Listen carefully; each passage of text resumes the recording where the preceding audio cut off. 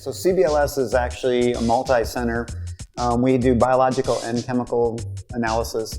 And our primary focus, though, is on orofacial pain. So, working on migraine, temporomandibular joint disorders.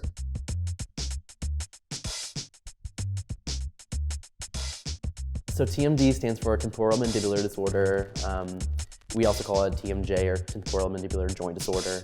And it's basically just a disorder of pain, and a lot of people have it from either genetically or from going to the dentist usually. Your temporomandibular joint is basically just your jaw joint, and it's very susceptible to pain disorders because it's the only hinge joint in the body. So because it has such a wide range of motion like that, it's very susceptible to trauma. For women, it can be more of a problem just because of the anatomy of the body. So it's usually just locking or a soreness of the jaw, and it causes a lot of problems for people, yet there's no really treatment available to them right now. So I would give talks at temporomandibular joint meetings and orofacial pain meetings, and I would get these emails from women saying that they went into the dentist for a routine procedure. They would report that while they were under anesthesia, that they would basically feel like a pop or a click in their jaw. And then they would be sent home, and after a couple of days, they'd start developing pain in their temporomandibular joint.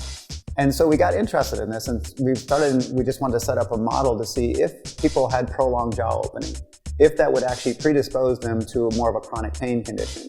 And that is what we found, is that when you actually, the jaw is held open for too long of a period of time at near maximum opening, that basically it stretches the ligaments and tendons, and it creates a long-term inflammatory type of event, which then is very difficult to break. So I'm working on the grant for the National Institute of Health.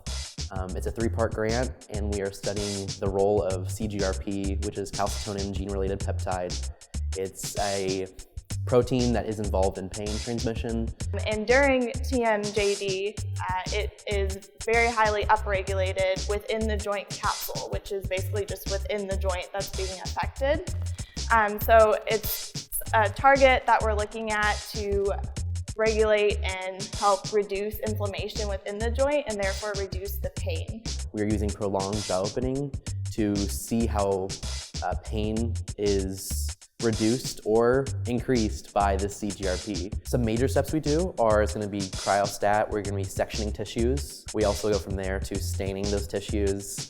And then we go from staining the tissues to microscopy of those tissues, and then we do all the data analysis on the computer. What we're hoping to find from the study is if using an antagonist to CGRP, which is basically a protein that looks just like it, and so it can bind to the same receptors as CGRP can and therefore block the effects of CGRP. We're seeing if by applying that in a model of TMJD, if that will reduce both the levels of CGRP and the other bad inflammatory proteins that cause the pain. And we have been seeing positive results with that, showing that CGRP plays a major role and could be an effective target for therapy. The most exciting part about this study to me is the fact that it is so clinically relevant.